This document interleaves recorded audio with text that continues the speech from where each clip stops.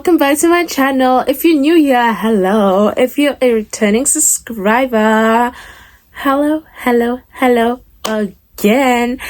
Now, this is part 3 of my Qatar Airways cabin crew recruitment. If you haven't seen part 1 and part 2, please check that out because I detail the application and I detail the dress code leading up to this video. I'm going to tell you in absolute detail everything that happened from beginning to end and how I made it through all 3 interviews, which I did not think would happen, okay? I applied with my friend to the Cape Town recruitment. We were like, let's take a chance and let's just do it. You never know what could come out of it. And we received an email notification that said, we have reviewed your CV and your details and we would like for you to meet us. They sent us the details of where it is and what time it is as well. This is very important because later on when we got to Cape Town, we learned that her and I had different times. It depends on your surname, okay? So they go in alphabetical order. For instance, my time was 8 a.m. and hers was 10 p.m. Oh, sorry, not at night, 10 a.m. Sorry. So I had to go out and buy myself a whole new outfit. I had to buy a blazer for myself. I had to buy a white shirt, which I got from Mr. Price. I went out and bought new heels, which I got from Pick and Pay Clothing, and stockings, which I got from Discount. So together I put, and my skirt as well. I got that from, what was that? It's not Identity. What's that shop that's part of the TFG group? I forgot it.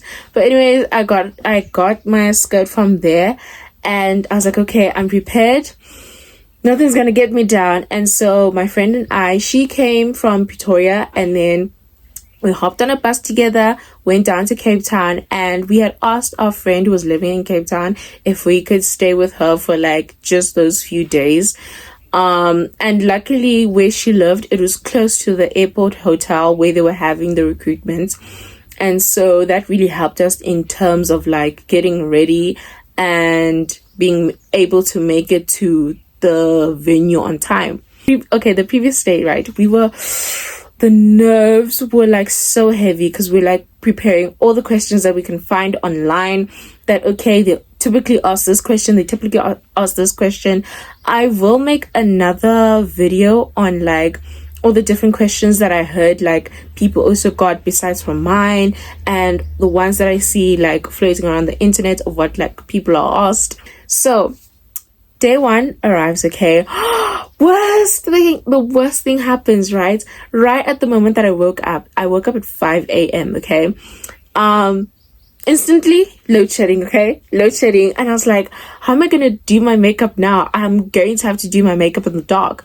But I did it, and surprisingly it was not a horror show, okay. Got into an outfit and we got into an Uber and went to the meet and greet venue. Once we got there, there was like a few people also there in like the waiting room, and the pressure was like building up because you were hearing stories of like people saying, oh, this is my 2nd time interviewing, this is my 3rd time. The minimum age requirement is from the age of 21. There was a lady there who was a bit older, I think like early 40s. I'd have to say early 40s.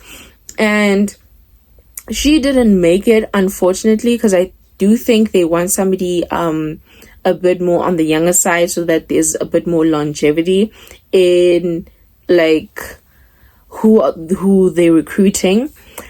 We go in and then they had like this meeting room where they told us, okay, you are the 8 a.m. group and we're going to be calling you. Make sure that you have your email. I should actually detail this, okay. So when you rock up on day 1, okay, you're gonna have your CV with you. Your CV, you have to edit it, okay. They're gonna give you an applicant ID.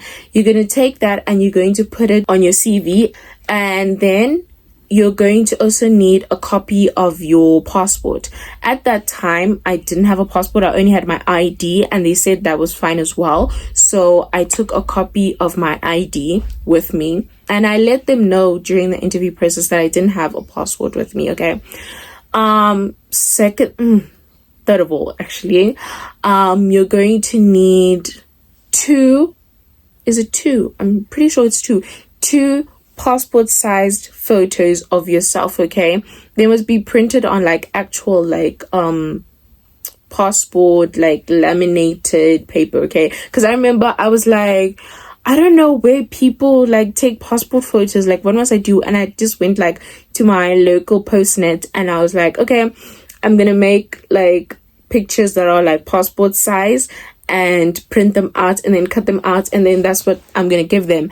And so they were like, no, we don't want like this type of thing. It did help though that I did have my picture on my CV, so it wasn't a big thing where it was like, okay, you don't have this, you're not prepared. They're like, okay, since your picture's on your CV, then okay, it's fine.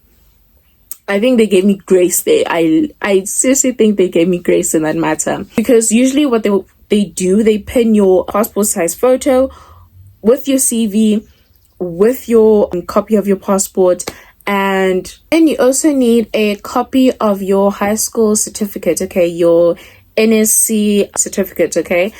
And if you have those, you are ready. So they called us in one by one. We were standing in a line. There were a lot of us, because there was the 8 a.m. group, the 9 a.m. group, like around each hour there was like different, I think all the way up to, I think they might have had people until like 3 p.m, 4 p.m. So when we got into the venue, obviously they're telling us that, okay, you guys are the 8 a.m. group, and this is what we're going to require from you guys. You guys are going to line up outside and we're going to call you in one by one and you're going to present yourself. They basically introduced themselves. One lady was from Singapore, one lady was from the Philippines, was another from Malaysia. I am not quite sure about the other lady. They call in the first group and I'm like, you know what?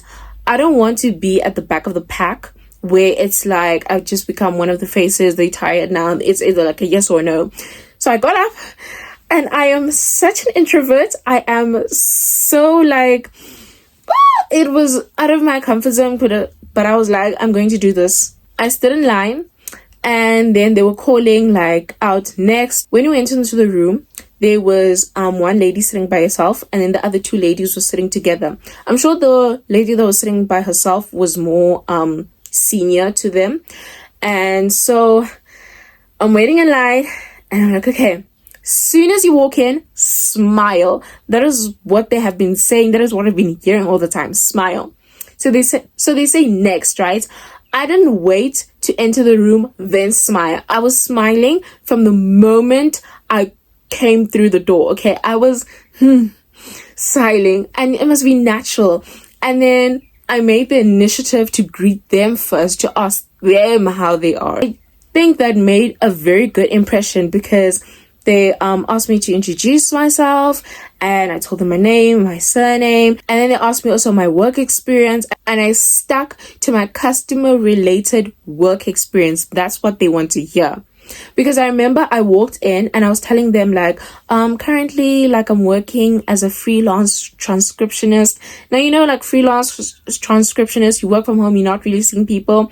It was when I was like, oh yes, and for a year I worked as a cashier and a server.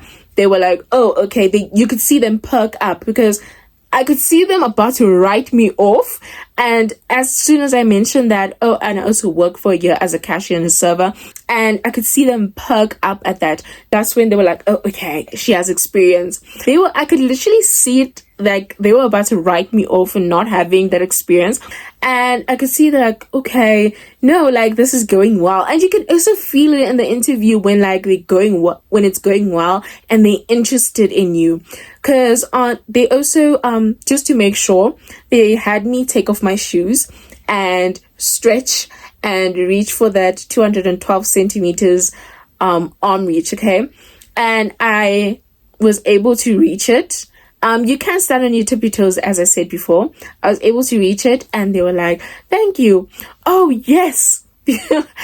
And before they handed me my invite to come back the next day. I mentioned how my first question was about my work experience, right? My second question was why do you want to work for Qatar Airways specifically, right? And then I was listing off like all the things that I saw on the website, right? Like I don't even remember now. Like they have like multiple awards, and I was talking about the culture as well, like the work environment. And then I also talked about like where it's like located. Like obviously Qatar Airways is located in Doha, Qatar. And I was like, oh, I found some interesting facts about Qatar. And they were like, oh, tell us more. And I was like, what do you mean? Like that piqued their interest, right? And I was like so thankful that I remembered all the information that I'd read and memorized, right? And I was just listing it off. And then I made a mistake. I was like, yes, and Qatar is part of the UAE. And they looked at me and they're like, are you sure? So I thought it was a trick question, right? I thought they wanted like for me to doubt myself, and I'm like, yes. And like they ask again, are you sure? I'm like, yes. So as she's saying this, she's writing my interview, right, for me to come back the next day. And she's like, okay, when you come back tomorrow, we're gonna ask you again where Qatar is. Go research that again. I need to go home and research it and find out that it's not part of the UAE. I almost bombed my interview with that. But luckily, when they asked me that question, they were like already like writing the interview. Like it was a thing where it was just like a bit of a laugh at the end of the interview. But I was like, okay, now I gotta lock in. Okay, I can't make any more of those mistakes. When I got back to the interview room, obviously you give them all the documents that you have, okay, and then you leave with the invite. I remember I got in, I was like, I don't know how I did it, but somehow they gave me an interview. And I was waiting for my friend. I waited. Unfortunately, they like didn't take her, and I was like, the day went like this to instantly it really wasn't a good feeling, honestly. I wanted both of us to make it. Then we went home. Oh yes, I had to go by, because they told me that the next day they're going to be doing like body checks, whatever. So they told me to wear a short white shirt, and I had to go shop for that all over the place. Day 2, there's like less of us now, because now they've like shuffled through all the meet and greet people. Day 2 starts with an English test, okay? This is something that we knew was coming, because you like, obviously you do research online, like how you're doing now with like watching this video of like what goes on in the recruitment process. Started with an English test, right? It'll give you, you must correct sentence structure, or you must say like what doesn't fit, or it's a basic English test, right? Just like not anything like high level that you're racking your brain for it, right? But be careful that, okay, there was this guy that was sitting next to me, and they said when you're filling in your questions, you must like fill in like the entire block, okay? Because they'll have like a question sheet and an answer sheet. You have to color in the entire block. What he was doing was just putting crosses all the time. So I think it was like 2 minutes of the quiz left, and then I think he sort of gazed from everyone else that, oh, I'm supposed to fill in like the blocks and not just like put an X over them. So quickly he had to fill them in, and he had to like literally, if he had not figured it out, I don't know what would have happened to him. But anyways, the English test was easy. Everyone in that room except for one person passed. Like there was only one person who didn't make it. Yeah, just brush up on your English, making sure like you know like syntax. Okay, let me give you an example. The dogs is running around. You know it's not is, because there's more than one dog. So therefore you need the plural form. So the dogs are running around. You get me? That sort of thing. It also test your like reading and comprehension skills. Like if it tells you that plane A is departing from this terminal, and da da da da da, and this terminal has this sort of amenities, whatever. The question will ask you what sort of amenities are offered at this terminal, da da da da da. Those sort of questions, okay?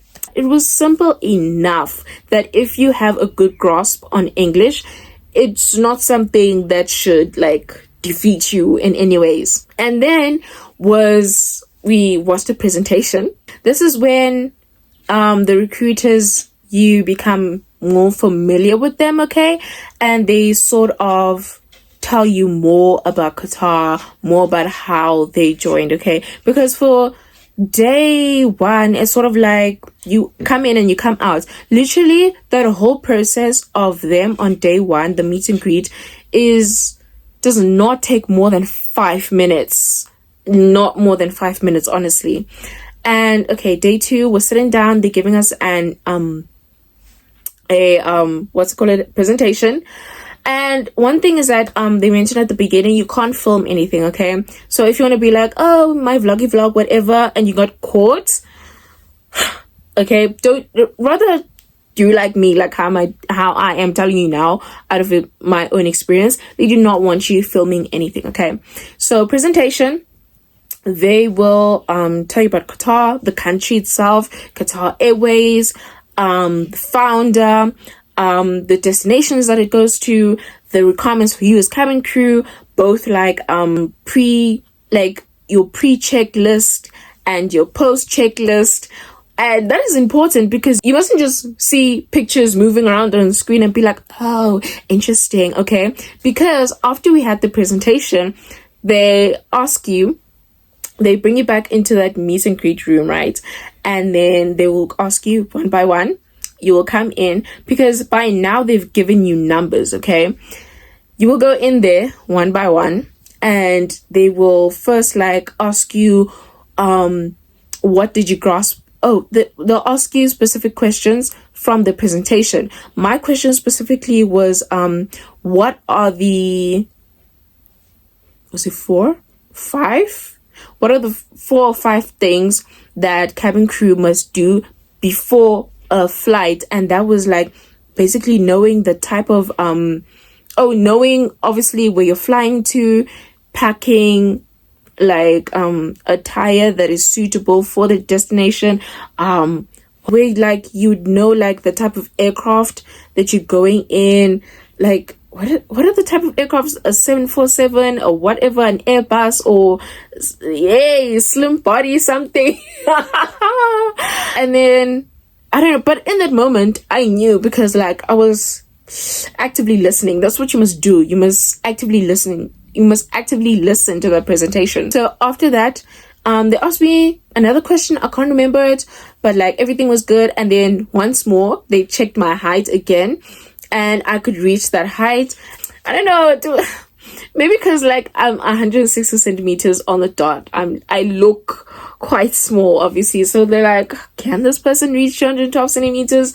But I did it again. And after they did the scar test next, right? So they said for us, if you are covering any scars with makeup, please go to the bathroom and please remove them, okay? Now I don't know if you can see that properly, okay? There it is. This was when I went to the interview. This was fresh, okay? I had just gotten myself hurt, and so it was fresh. And so what I had done, it was like pink and whatnot, so I was putting like every day I put like a bit of makeup over it, right? And so I had to remove that. Like any sort of makeup was like, no. People like going to bathrooms, getting a minute to themselves so that they like can take off any makeup that was covering anything. So as they're doing the scar test, right, they look at your hands, okay? They also like, they will be sitting, all 3 of them now are sitting at a table, and they bring you closer. Bear in mind, they're sitting in front of this humongous window, okay?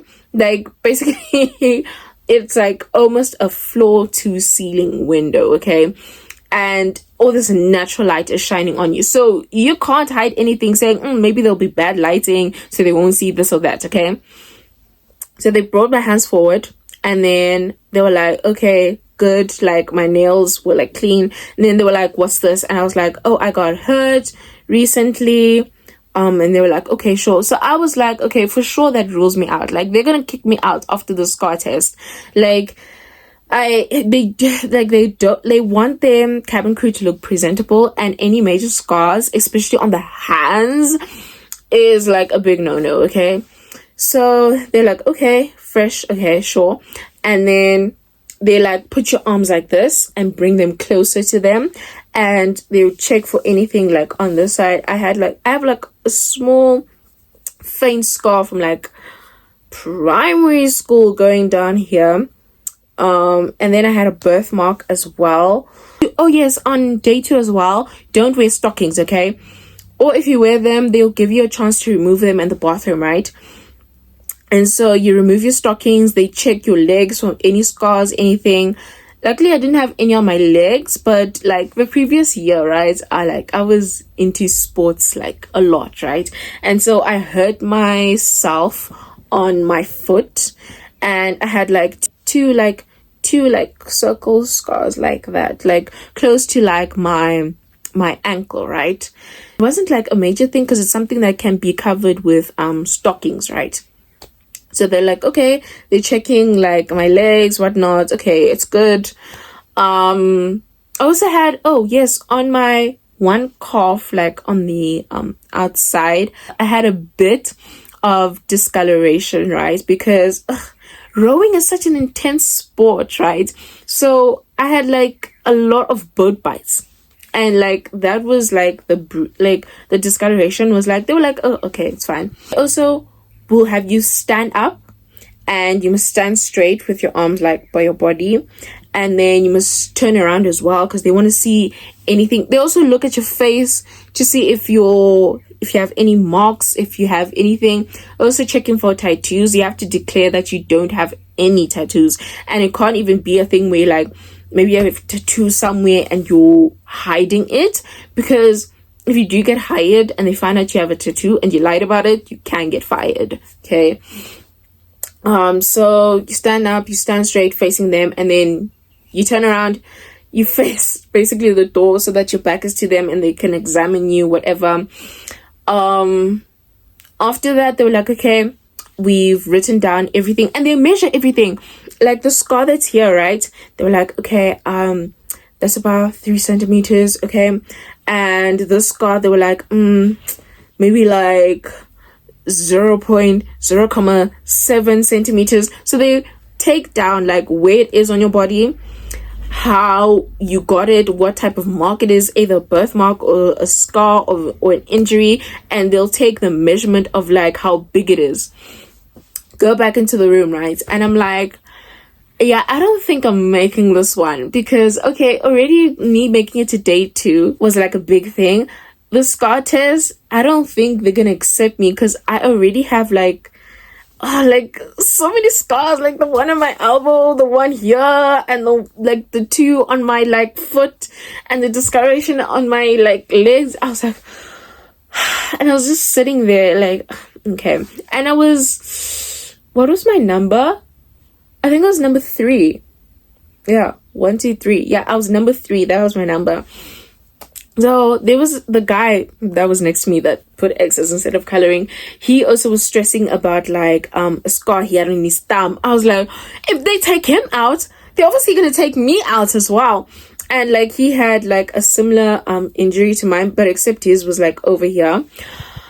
So I'm thinking, okay, you know what? At least we made it to day 2. If the journey ends here, I'm fine with it.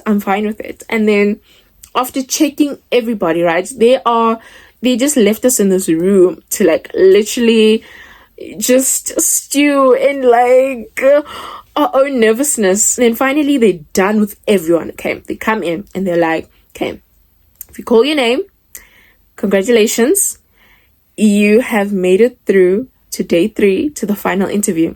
If you do not call your number, please, we are we thank you for being part of this recruitment process, and we wish you good luck in any future endeavors. And literally, as she's saying this, the page tips over, right? The first number on that page is number 3. And I'm like, that's my number. And literally the girl that was next to me, right? She was like, oh, that's your number. That's your number. And I'm like, I can see it's my number, but I'm not believing it. I'm like, maybe she misspoke. Maybe these are the numbers of the people that are going home, right? Because I can't believe it. I don't know how I'm getting through these stages. She calls out the numbers. She starts with me. She goes 3, 7. She skips 4. So I'm like, me and 4 have like similar scars. Like, how can I go through and he doesn't go through? It was that type of thing. Every time I'm counting myself out, it's just like, no, moving on to the next stage. After everyone who didn't make it to the next stage left, they were like, congratulations. But we were still like, you know, when you've had like anxiety for like a long time, right? They were like, guys, you can smile, you can be happy, congratulations, you guys go to the final interview tomorrow. And that's when it finally sank in for us, and we're like, and we were smiling and we're like congratulating each other, because it was even though it was like only 2 days, it was so stressful, especially this last part about the scars. It was really stressful. But like, I got to know that there was another girl who had like a fresh scar, right, on her hands as well. I think the thing is that for the dude, his scar was old and it was healed, and I think they could see that it wasn't going to like go away, whereas mine and the other girls who also had a scar on our hands, it was a fresh scar, so it would have healed and would have gone away. I think that's their reasoning, okay, for us going through and him not being able to go through it. Because there was some people like with like smaller scars than mine, and I was like, oh, please, how can you worry about that? Look at me, and they were eliminated. So anyways, we are now, I think it's like past 3 or past 4, okay, 4 p.m. like in the afternoon. And they give us these forms. They're like, these are part of the official forms that we're going to take with us after we leave here, after conducting the final interviews tomorrow, back to Doha. We were going to do our final evaluations with like our people in Qatar, and hopefully you get an email from us within the week of like asking you to upload blue background photos. That'll be the next stage, right? And oh yes, on the I'm just trying to think of like what's on the form. Obviously you fill in your name, your personal details, the languages that you speak, what else? Oh yes, how much notice you need from the time they contact you to say congratulations, you've been hired, to the time that you must get there. How much time you're going to need. Maybe you're currently employed and you're going to need to resign from your old job, or just in general, maybe like to get your coins together. Oh yes, and you also needed to show that you're vaccinated against I think it's yellow fever, and if you weren't, you had to state that you would be willing to be vaccinated against yellow fever. And I remember day 3 when I got there, right, me and this other girl who was like, I remember I was 8. Was I the first interview? Yes, I was 8 o'clock and she was 8:30, and there was another one in between us, somebody else who was 8:15, but they weren't there. So we were discussing, right, on day 3, and we were like, you know, like at the hospital when they give you like all those vaccination shots, whatever, like yellow fever like isn't part of them.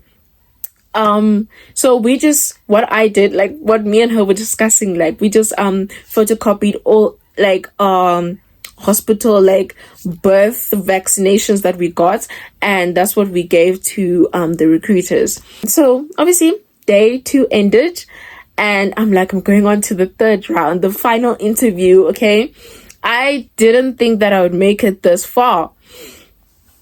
Went home. Oh yes, the documents they give you to go home with them to fill them in, and then the next day when you come back, they give you an interview slot, and each interview slot is at like a 15-minute interval, right? As I said previously, I was at 8, somebody was 8:15, somebody 8:30, somebody 8:45, somebody 9 a.m. Okay, so I arrived there very early. I was like, I need to get there early. I had this whole thing where the Ubers didn't want to come, and I had to, what did I go with? Was it InDrive or something? And then I didn't know that InDrive you only pay like through Capitec Pay and something. So I made a compromise with the driver. It was like, okay, do you have cash on you? I'm like, I have my card. And he's like, okay, I'm gonna stop by the petrol station and we're gonna fill up, and then you can tap your card, and instead of paying me money, like you'll fill up my card. And I was like, thank you. Because hey, I was like, I will make a plan to get to this interview somehow. Get there, and I'm just like a nervous wreck. I'm just thinking. And we're waiting. How can it be that literally I waited like a whole hour and I needed to go to the bathroom, right? So I go to the bathroom, come back, and the recruiters are there. I'm like, when did they get there? What do you mean? And then, okay, we're sorting out our documents so that we're ready when they call us in. Oh, that's when I made the mistake of like wearing the wrong type of bra with my like white shirt, so it was peeking through. And then they're like, okay, when you upload pictures for the blue background, if you're successful and you're uploading pictures for blue background photos, you must wear a different bra than this because it is currently showing through. And asked me a couple questions.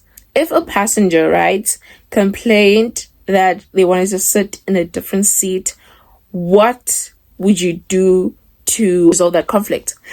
And then my second question was like, if you were on a flight going to Hong Kong, what would you do? And I was basically telling about, okay, I'll do this, do that, pack suitable attire for like going there. But as I was like, okay, if I had a flight to Bangkok, and like they laughed because I was like, I heard Hong Kong, but I was so nervous that my brain changed it to Bangkok. And then one of the ladies is from Bangkok, so they laughed and they were like, oh, she wants to go to like your hometown, whatever. Yeah, so luckily like they laughed that off, and I was like, oh, sorry, but I was nervous. They were laughing, but I was nervous. Okay, I was like, oh, I messed up again. And I was like, okay, if I was packing to go to Hong Kong, I'll do this and that. And then they also asked me a question that said, if for example there are 3 bathrooms to be cleaned, and your senior manager asks you to clean 2, and he or she delegates only 1 to your other crew member, what would you do, right? And then I was like, okay, do they want me to like say I'll stand up for myself and be like, oh, are you giving me 2 or you want you give me 1? But I was like, okay, let me not take that route. And I rather said sorry, that, oh no, I would do the task that is delegated to me, because it is what my senior manager is telling me to do, okay?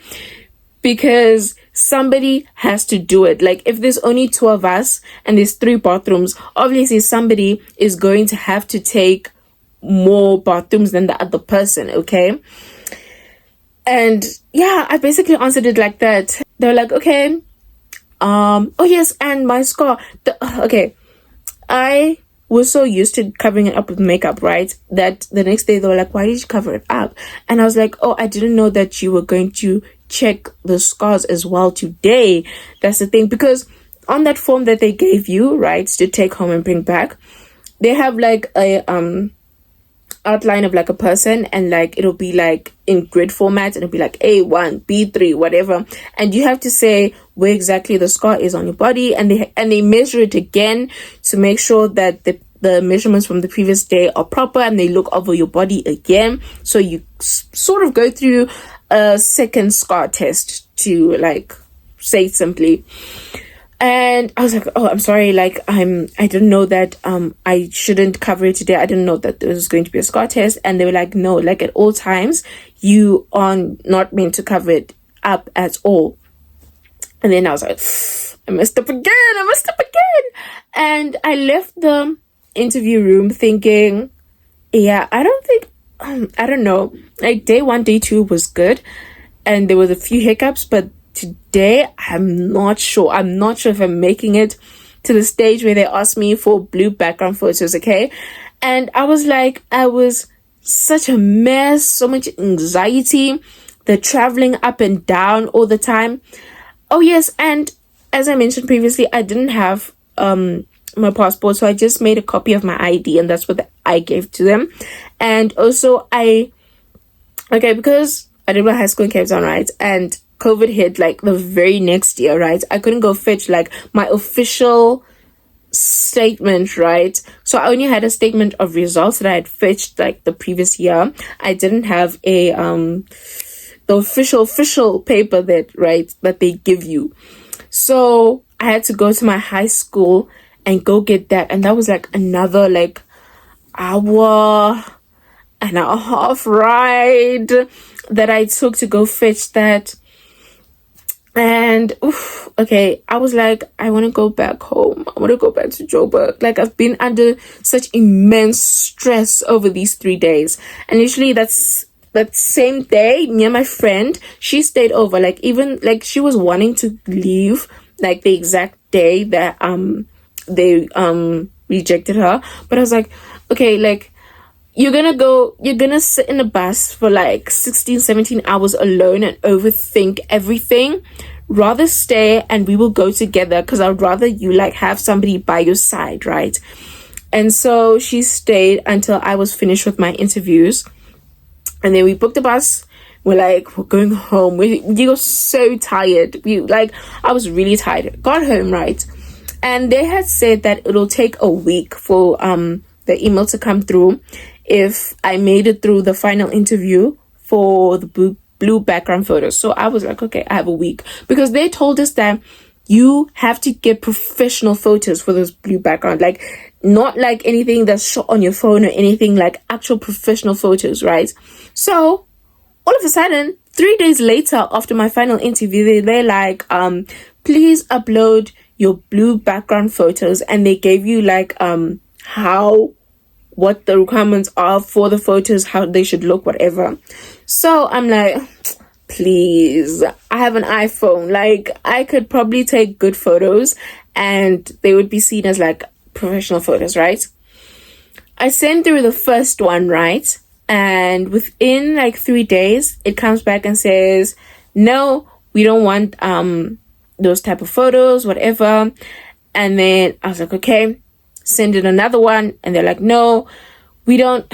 Okay, what I did, I hung up like a blue sheet behind me, like a bed sheet, and then they were like, no, we don't want. Oh, the first one, they said no because it was I photoshopped like the blue behind me, because I took it on like a white background, and they were like, no, we don't want like Photoshop, and second was the blue bed sheet, and they were like, no, we don't want like a sheet, we want like a proper studio, and also your shirt must be like no crinkles, whatever, we don't want that.